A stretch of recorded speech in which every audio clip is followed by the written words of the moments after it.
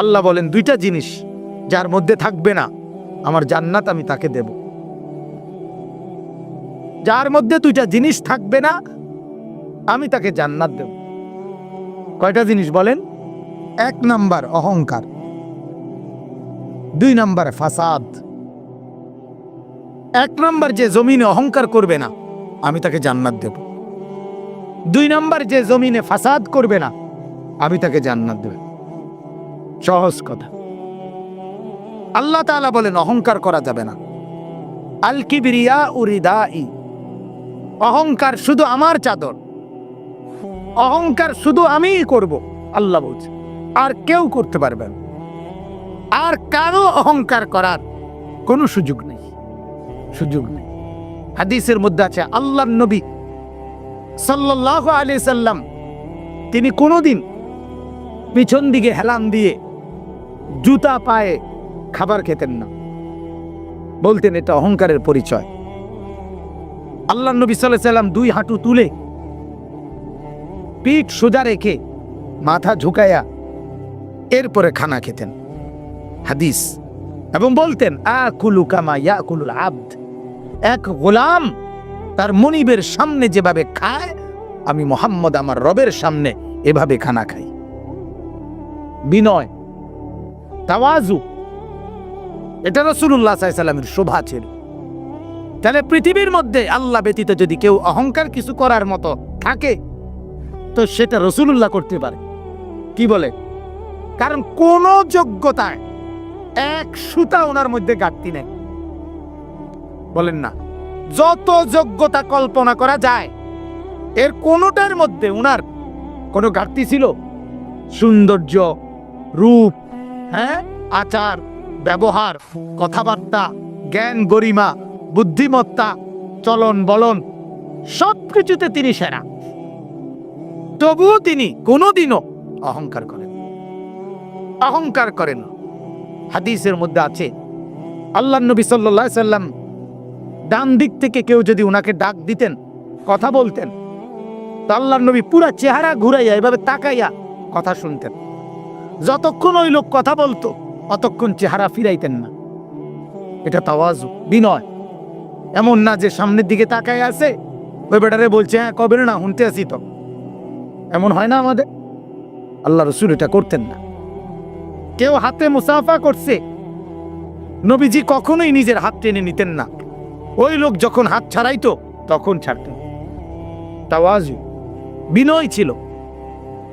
তাহলে এই জন্য ভাইয়া অহংকার যে করবে না আল্লাহ বলেন আমার জান্নাত তার জন্য। অহংকার কাকে বলে? আল্লাহর নবী বলছে 2 জিনিসকে। কয় জিনিসকে বলেন? 1 নাম্বার বাতারুল হক, যত কিছু হক শরীয়তের বিধিবিধান এর যে কোনো একটাকে অবজ্ঞা করা, ফেলে দেওয়া, পরিত্যাগ করা, নিজের জীবন থেকে বাতিল করে দেওয়া, এটাই অহংকারী। এই লোকটাই অহংকারী। এজন্য যত যুবক, যত মুসলমান নামাজ পড়ে না, সেজদা করে না, এরা অহংকারী। কারণ এটা হক, সত্য বিধান ইসলামের, এইটাকে সে অস্বীকার করছে, অবজ্ঞা করছে, এই অহংকারী। যত শুদ্ধ কথাই বলুক, ডিগ্রি 18 কিসিমের ডিগ্রি লোক, কথা বুঝেন, সে আপনার অভদ্র। সেজদাবিহীন কোনো মানুষ ভদ্র হইতে পারে না। নামাজবিহীন কোনো সন্তান, কোনো মানুষ ভদ্র হইতে পারে না, হতেই পারে না, হতেই পারে। আল্লাহ ইবলিসের পরিচয় বলছে কোরআনে। আল্লাহ বলছে ইবলিসকে জানো? ইবলিস সে যে সেজদাকারীদের অন্তর্ভুক্ত ছিল না। লাম ইয়াকুম মিনাস সাজিদিন, সেজদাকারী নয় যে, তার পরিচয় ইবলিস। অতএব দোস্ত, তুমি তোমার পরিচয় ঠিক করো। তুমি মানুষ কিনা না ইবলিস, সেজদার ভিত্তিতে প্রমাণ হও, সেজদার ভিত্তিতে প্রমাণ হও। ফারকু মা বাইনানা ওয়া বাইনাল কুফরি আস-সালাহ। আল্লাহর নবী বলেন আমি আর আমরা, ঈমানদার আর বেঈমান, পার্থক্য নামাজ। কি নামাজ? সালাত, নামাজ। আমি প্রায় বলি আগা কাটা না। আগা কাটলে মুসলমান, আগা না কাটলে মুসলমান না। না, আগা কাটার ভিত্তিতে কি না মুসলমানের হিসাব কিতাব। ওইটা একটা সুন্নত আমল, এটা একটা জরুরি আমল। কিন্তু মুসলমান আর বেঈমানের পার্থক্য সেজদা। কি বলেন না? সেজদা, সেজদা, নামাজ। প্রত্যেকটা বিধান। যে সুদ খায় সে অহংকারী, যে ঘুষ খায় সে অহংকারী, যে মিথ্যা বলে সে অহংকারী, যে অস্থির ছবি দেখে, নর্তকীর নাচ দেখে সে অহংকারী, যে মা বেপর্দা চলে ওই মা অহংকারী, যে বোন বেপর্দা চলে ওই বোন অহংকারী, যে বিবি বেপর্দা চলে ওই বিবি অহংকারী, যে ঘরে রঙিন টেলিভিশন চলে ওই ঘরওয়ালারা দেমাগি অহংকারী। আর আল্লাহকে পরোয়া করে না, আর আল্লাহকে মূল্যায়ন করে না।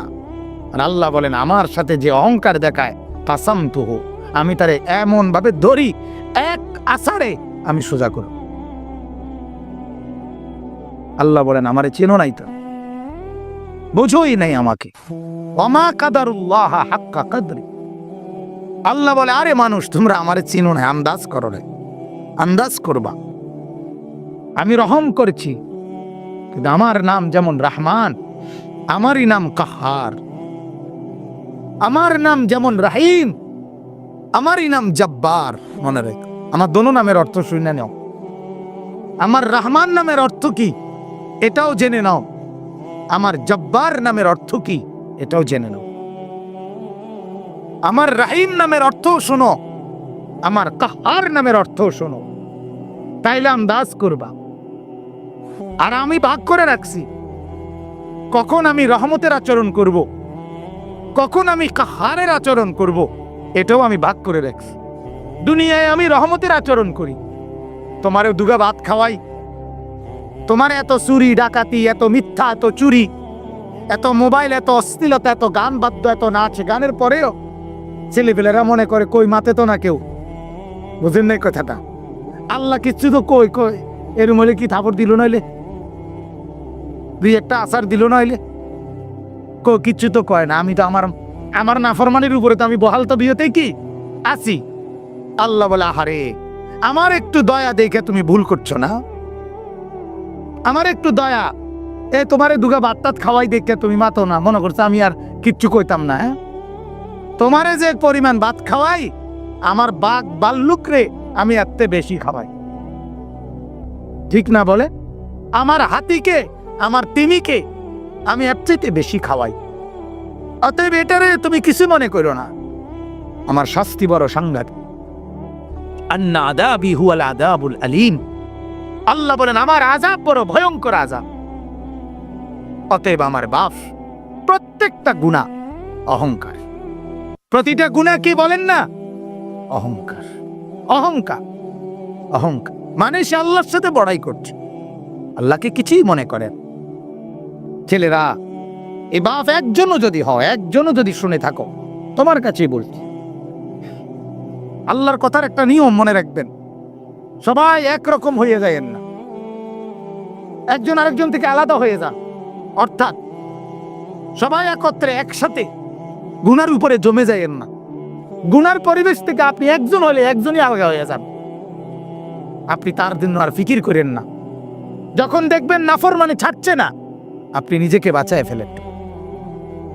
হাদিসের মধ্যে আছে, হযরত হুযায়ফা রাদিয়াল্লাহু তাআলা আনহু বলছেন, ইয়া রাসূলুল্লাহ, যদি আমি কখনো এমন দেখি যে আমার সমাজের প্রত্যেকে গুনাহ আর নাফরমানির মধ্যে মজবুত হয়ে গেছে, আমি কি তখন তাদের সাথে মিশে যাব? আল্লাহর নবী বলছেন, না, প্রয়োজনে গাছের গোড়ালি, গাছের শেকড় কামড়াইয়া ধইরা হইল, একলা হইল, নিজেকে বাঁচাই দেয়। বুঝছেন? আমরা দিবানিশি বলে যাচ্ছি, এর ভিতরে দিয়া গোটা পৃথিবী আমল না করুক, তো নিজের ব্যাপারে সিদ্ধান্ত নিয়ে রাখছি আমি নামাজ পড়বই। আমার শায়েখ আল্লামা মুফতি মুশতাকুন নবী সাহেব বলে এই কথা, যে জিকিরের কথা আমি দিন রাত বলে যাচ্ছি, আর বলার দ্বারা যে পড়ছে তো পড়ছে, কিন্তু কেউ যদি না পড়ে, আমি মুশতাকুন নবী সিদ্ধান্ত নিয়ে রাখছি আমি জিকির করবই। হুজুরের কথা এটা, আমি এটা করবই। বাকি অন্যগুলো বলতেছি। এখন যদি কেউ না শোনে অসুবিধা কি? 300 বছর দাওয়াত দিছে, এমন নবী পৃথিবীতে ছিল, একজনও ঈমান আনে নাই। হাদিসে আছে, বুঝেন নাই? একজনও কি আনে নাই? কি হইছে? ওই নবী মার গেছে নাকি? ওই নবী বাদ? সূরা ইয়াসিনের মধ্যে আছে 3 জন নবী একত্রে দাওয়াত দিছে, 3 জন রাসূল। ফাআজ্জাজনা বিসালিতিন, তৃতীয় জনকে দেওয়ার পরে 3 জন রাসূল। 3 জন রাসূলের দাওয়াতে ঈমান আনছে শুধু একজন। ওয়াজাআ মিন আকসাল মাদিনাতি রাজুলুন নাসআ, একজন। কি হইছে? এজন্য বাপ, এটা ফিকির করা আমার দ্বারা যেন অহংকার না হয়। আমি অনুরোধ করছি, আপনারা যারা শেষবারে বসলেন, আল্লাহ আপনাদের উপরে রহম করেন। আপনাদের কাছে অনুরোধ বাজার, যখনই কোরআনের কথা শুনবেন, আল্লাহর কথা শুনবেন, দিল সাফ করে বসবেন, নিয়ত করে বসবেন। 6 ঘন্টা না শুনলেন, 1 ঘন্টাই যখন শুনবেন, একদম ফারেক হইয়া, কোন দোস্ত বন্ধু লগে না লইয়া, একলা চুপচাপ শুনবেন। বন্ধুকে বলে দিবেন, তুই এনতে সর, আমি আমার কথাই শুধু শুনবো। এখন দেখবেন এতে ফায়দা হয়, এতে ফায়দা হয়, উপকার হয়। আজকে এজন্য এই গুনার উপরে জমে থাকা, ঠাট্টা মনে করা, ওয়াজটাকে ঠাট্টার বিষয় বানায় ফেলে, হাসে, ব্যাটকায়, কিচ্ছা কয়, গল্প করে, তামসা করে, এটার নাম ওয়াজ। মানুষ জমছে না বাজান, না বাজান। আখিরাতে লোকসংখ্যার ভিত্তিতে নেকি না,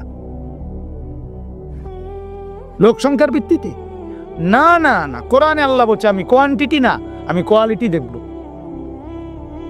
আমি পরিমাণ না, গুণগত মান দেখব, গুণগত মান।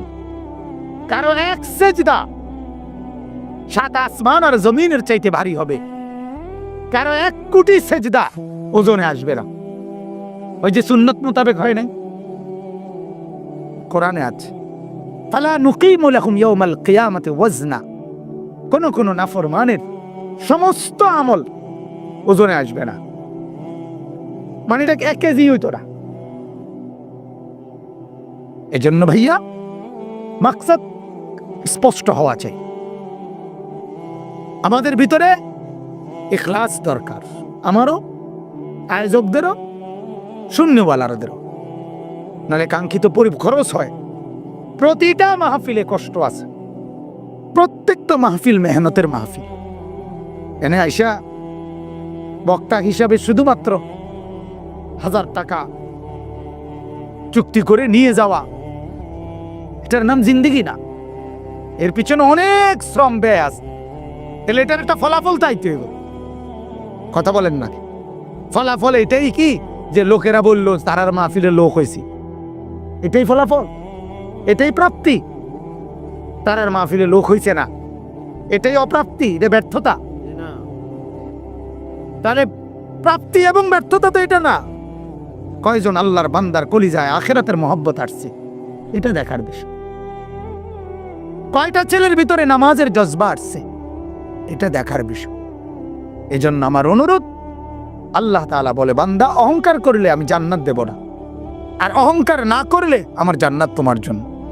আর প্রতিটা নাফরমানি অহংকার, অহংকার। 2 নম্বর হলো গামতুন নাস, অপরকে তুচ্ছ করা, মানুষকে তুচ্ছ তাচ্ছিল্য করা যে কোনো ভাবে, এটা অহংকার। এটা কি বলেন না? অহংকার। অতএব আল্লাহ বলেন অহংকার করবে না, আমার থেকে জান্নাত বুঝে নিবা। আর আমি অল্প কথার জন্য বললাম, অহংকার 2 জিনিস, আল্লাহ আল্লাহর রসুলের কোনো নাফরমানি হওয়া, এটাই অহংকার, আর মানুষকে হেয় করা, এটাই অহংকার। আমরা দ্বিতীয়টা যদিও কিছুটা বুঝি, প্রথমটা বুঝি না। বুঝেন নাই কথাটা? একজন আরেকজনের হেয় করা, এটা যে অহংকার কয়, এটা মোটামুটি সবাই বোঝে। এটা কইতেও পারে একজন, বেটা বেটাগিরিতে হুডাঙ্গিরি মারো, হ্যাঁ, কিন্তু মূলত দুটোটাই অহংকার। গুনাহ অহংকার, কারণ গুনাহ মানেই তো হলো তুমি আল্লাহকে কি করছো না, পরোয়া করছো না। মেম্বারের ভয় করছো, অথচ মেম্বার সামনে নাই, অথচ আল্লাহ তো সামনে। চেয়ারম্যানরে ভয় করছো, অথচ চেয়ারম্যান তো সামনে নাই, আল্লাহ তো সামনে। আল্লাহ আমার সাথে আছে কিনা বলেন? আল্লাহ আমাকে দেখছেন না কখন? আল্লাহর আড়ালে আমি কখন? কথা কয় না। কোন সেকেন্ড, কোন পলক? 2 নাম্বার, ওয়ালা ফাসাদান। আল্লাহ বলেন ফাসাদ যে করবে না। ফাসাদ কি? ফাসাদ মানে জুলুম। জুলুম কি? একই অর্থ, গুনাহ। অর্থাৎ আমার কাছে যা প্রাপ্য আল্লাহ রসুলের পক্ষ থেকে, এর ব্যতিক্রম করাই জুলুম, এক ব্যতিক্রম করাই বিশৃঙ্খল। একই অর্থ। অর্থাৎ এখন নামাজের ওয়াক্ত, এখন নামাজ না পড়া, এটাই ফাসাদ, এটাই বিশৃঙ্খলা, এটাই সমাজের অশান্তির কারণ। হালাল খাওয়ার কথা, হালাল না খাওয়া, এটাই অশান্তির কারণ। সমাজের এত বিশৃঙ্খলা কেন? কেন? 5ম শ্রেণীর ছাত্রী ধর্ষিতা, 7ম শ্রেণীর ছাত্র ধর্ষক, নির্যাতনকারী। নাউজুবিল্লাহ। আমরা কোথায় নেমে আছি? গুনাহ আমাদেরকে কই নামাই দিছে? সিনেমার নর্তকী প্রথম বলল তার পেটে সন্তান, তার কিছুদিন পরে বিয়ে করল, বাচ্চা হইল আগে, বিয়ে করছে এরপরে। তোমার কি আশ্চর্য দেশ, কি আশ্চর্য! এটাও ফেসবুকে, এটাও মোবাইলে। তার মানে গুনার উপরে আরো দম্ভ, অহংকার, গুনার প্রদর্শনী। যে জিনা কিভাবে করে আমার থেকে দেখো, ব্যভিচার কিভাবে করে, সন্তান হবে কখন আর বিয়ে করতে হবে কখন আমার দেশে। একবার একজন নাম করা খেলোয়াড় আছে, আর্জেন্টাইন খেলোয়াড় নাকি মেসি, সে পত্রিকার ছিল, 2 সন্তান নিয়ে ওই মহিলার এরপর বিয়ে করছে। 2 সন্তানের বাপ হয়েছে যখন, এরপরে বিয়ে করছে। তো ওরা তো কাফেরের জন্য সাজে, ওরা তো বেঈমান। কথা বলেন না?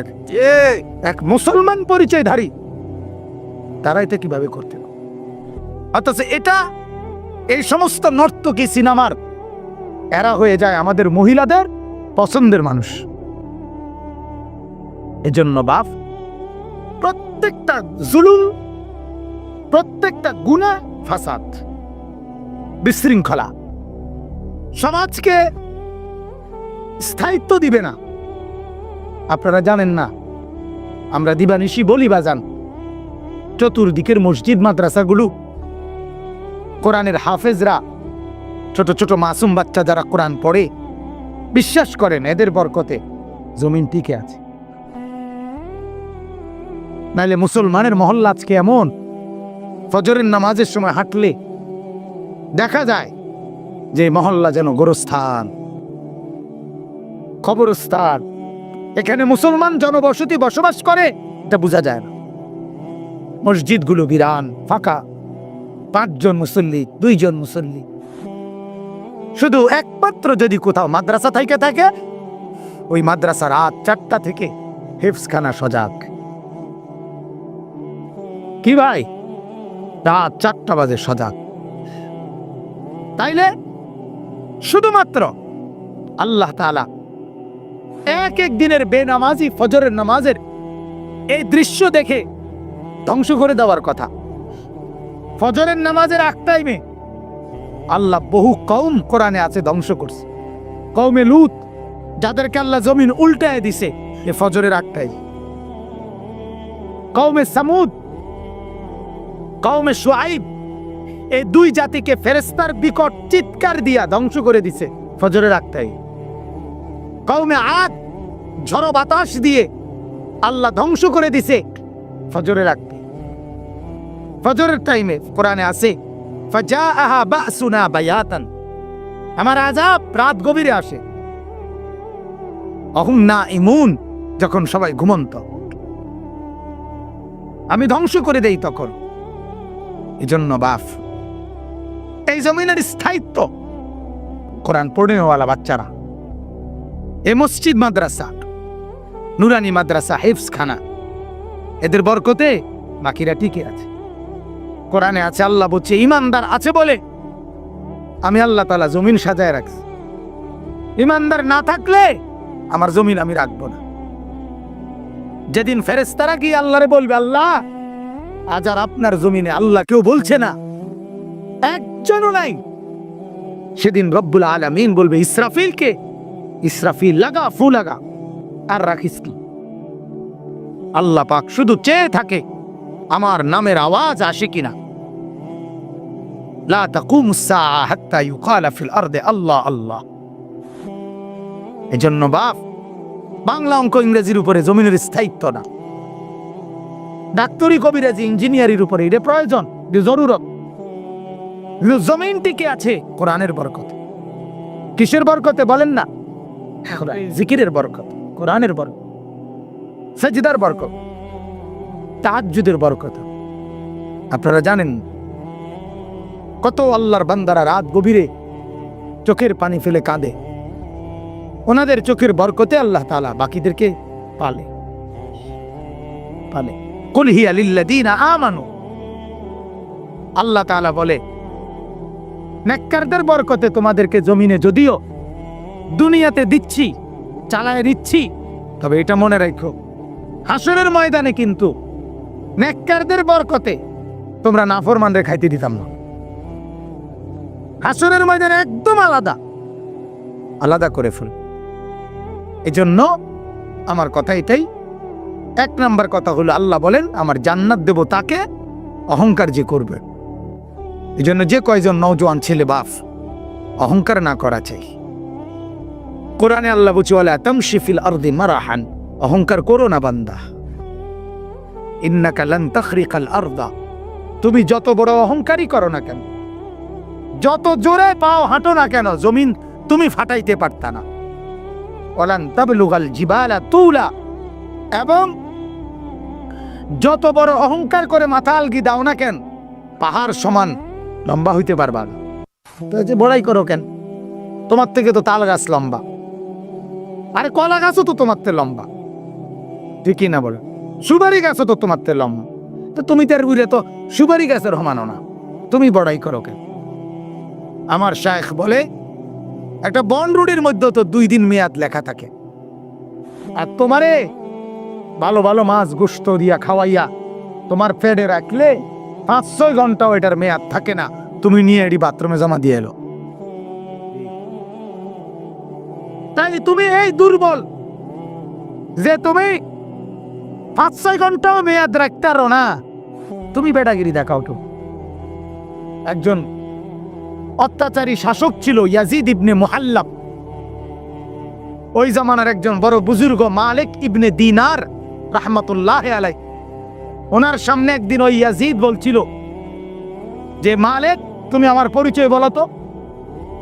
তখন তিনি বলছে হ্যাঁ, আউয়ালুকা নুতফা, তোমার শুরু হলো 1 ফোঁটা নাপাক বীর্যের ফোঁটা, আখিরুকা জিফা, তোমার শেষ হইল পচা লাশ, ওয়া বাইনা যালিকা আল কাদিরা, আর মাঝখানে এখন তুমি হইলা পেটের মধ্যে পায়খানার একটা পোটলা, পায়খানার একটা ডিব্বা, এই হলে তুমি।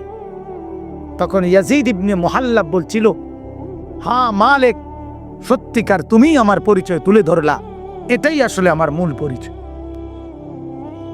এটাই মূল পরিচয়। আমি বড়াই করব কেন? জমিনে আল্লাহর নাফরমানি করব কেন? বাজার কেন নামাজ ছাড়বো? কেন নামাজ ছাড়ো? এজন্য যুবক আরজালের অনুসরণ করো না। আমার ভাই আপনাদেরকে বললাম, কোনোদিনও আখিরাতের ফিকির করলে আরজালের দিকে তাকানো যাবে না। আরজাল মানে হলো নিকৃষ্ট, অর্থাৎ এটা একটা মূল নীতি, মনে রাখবেন। আমি এটা এমনি বুঝাই বলি। একজন ছেলে মনে করেন একজন লোক শুধু শুক্রবারে জুমার নামাজ পড়ে, আমি তারে বললাম ভাই আপনি যদি শুধু শুক্রবারে নামাজ পড়েন কি হোক? এখন এই লোকটা যদি বলে, মনে করেন বলল আরে হুজুর আমি তো বালা শুক্রবারে নামাজ পড়ি, কত মানুষ আছে শুধু শুধু ঈদের দিনে নামাজ পড়ে, এই কথা বললে তো সে তো নিকৃষ্ট ব্যক্তির কি দিল? উদাহরণ দিল, ফলে তার ভিতরে তো আগাইবার স্পিরিট আসবে না জীবনেও। বুঝছেন না? ওই বেটারে আপনি যদি কন কি ও কাকু আপনি তো শুধু 2 ঈদে নামাজ পড়েন, আর তো কোনোদিন দেখি না, হ্যাঁ বেটা বলবে তো আমি তো 2 ঈদে নামাজ পড়ি হুজুর, অনেকের তো ইমানে নাই। এটা আরো নিচে গেছে গা, ঠিক নি কথাটা? আরো নিচে গেছে না, আরো নিচে গেছে। তো এর নিচের দিকের থেকে দলিল দিলে তো আপনি জীবনেও কি করতে পারতেন না, উপরের দিকে উঠতে পারতেন। আপনি তো আরো নেককারদের উদাহরণ দিবেন, তাইলে না আপনি বুঝবেন। এর জন্য ভাইয়া আরজালের উদাহরণ দিতেন। আরজাল মানে নিকৃষ্ট, নিকৃষ্টকে দেখে বোঝা যাবে না। তো আল্লাহ তাআলা বলেন আমার জান্নাত তাদের জন্য যারা জমিনে অহংকার করবে না এবং ফাসাদ করবে না। ওয়াল আকিবাতুল লিল মুত্তাকিন। এবং আল্লাহ তাআলা বলেন আমাকেই যারা ভয় করবে, গুনাহ ছেড়ে দিবে, নেক আমলে অভ্যস্ত হবে, এমন মুত্তাকিদের জন্যই জান্নাতের পরিণাম। সুবহানাল্লাহ। শেষ কথা হলো আল্লাহ বলেন দ্বিতীয় আয়াত, মান জাআ বিল হাসানা, বান্দা তুমি যদি একটা নেক কাজ করো, কয়টা? ফালাহু, ওটা তোমার নামেই জমা হোক। একটি নেক আমল দেখতে যদিও তুমি বলতেছো আমার লাগে করছো, আমি আমার নামে লিখতাম না, তোমার নামে উঠাম। সেজদা করছো কার লাগা? আমার লাগা, কিন্তু উঠবো তোমার নামে হিসাব। বুঝেন নাই? প্রতিটা সেজদার নেকি আমার নামে জমা হোক, প্রতিটা রুকুর নেকি আমার নামে জমা হোক, প্রত্যেকটা টাকার দান যদিও আমি দিছি আল্লাহর ওয়াস্তে, কইলাম আল্লাহর জন্য, কিন্তু নিব জমা হইব কার নামে? আমার। হিসাব হইব আমার নামে। আল্লাহ বলেন মান জাআ বিল হাসানা, যে কোনো নেক আমল করবা এটা তোমার নামে, ফালাহু, এটা তোমারই জন্য। আর তোমার জন্য তো নেক আমলটা লেখা হবেই, তবে লেখা হবে কদ্দুর? তুমি করছো জেদ্দুর, এদ্দুর না, খায়রুম মিনহা, তুমি করছো জেদ্দুর, তার চাইতে অনেক গুণ বেশি উত্তম বানাইয়া আমি লেখাবো। আজীব কথা। কোন নেক আমল এই ফেরেশতা আল্লাহ তাআলার অনুমতি ছাড়া লেখে না। আর এই নেক আমল লেখার সময় এই ফেরেশতা আল্লাহর দিকে তাকাইলে আল্লাহ তাআলা কুদরতি ভাবে পরিমাণ বলে দেয়, যেন আল্লাহর দিকে তাকাইয়া বলল আল্লাহ আপনার এই বান্দা একটা সেজদা দিছে, কয়টা লিখতাম? আল্লাহ পাক বলে কারো ব্যাপারে বলে আল্লাহ পাক বান্দার মহব্বত দেখা, বান্দার দিলের হালাত দেখা ভিন্ন ভিন্ন পরিমাণ কয়। কারো ব্যাপারে বলে 70, 700, 7,000, 70,000, 7 লাখ, 70 লাখ, 7 কোটি, 70 কোটি, 70,000 লক্ষ কোটি, 70 লক্ষ কোটি, এভাবে আল্লাহ বলতে থাকে। কোন বেলায় এমনও আছে হাদিসে, কারো নেকির বেলায় আল্লাহ তাআলা একটা সেজদার নেকিই আল্লাহ বলে ফেরেশতা তুমি লেখো না, আমি লেখো। মানে সংখ্যা কইলে তুমি পাইতা না, তোমার রেঞ্জে ধরতো নাই। ক্যালকুলেটরের একটা রেঞ্জ আছে, এত বেশি আইয়ে না ফলাফল। কম্পিউটারের একটা কি আছে, গণনার একটা রেঞ্জ আছে, এর বেশি এটা কি আসে না গণ। এই ফেরেশতারও লেখবার একটা কি আছে, সর্বোচ্চ একটা পরিমাণ আছে, এত বেশি আমরা লিখতে পারে না। এর থেকে বেশি আল্লাহ দিতে চাচ্ছে, এখন কেমনি দিব? এবারে তো হয়তো না লিখতো, এই জন্য আল্লাহ বলে তুমি লেখো না, আমি লিখে দেব। বলেন আলহামদুলিল্লাহ। মান জাআ বিল হাসানা, সূরা কাসাসের আয়াত 20 নম্বর পারা, 28 নম্বর সূরা। কি মজার কথা না? বলেন না খুব সুন্দর কথা কিনা? আল্লাহ বলছেন মালিকের কথারে মজা মনে করা এটাও নেই কি? আল্লাহর কথা বড় মজাদার, আল্লাহর কথা বড় স্বাদ, আল্লাহর কথা বড় স্বাদ। এক বড় বুজুর্গ ছিলেন হযরতে নাফি, 30 বছর আল্লাহর কোরআন পড়ছেন। 30 বছর পরে লোকেরা দেখতে পাইতো যে উনি যখন হা করতেন, মুখ খুলতেন কোরআন পড়ার জন্য, তো মুখ থেকে মেশক আম্বরের ঘ্রাণ বাইরে।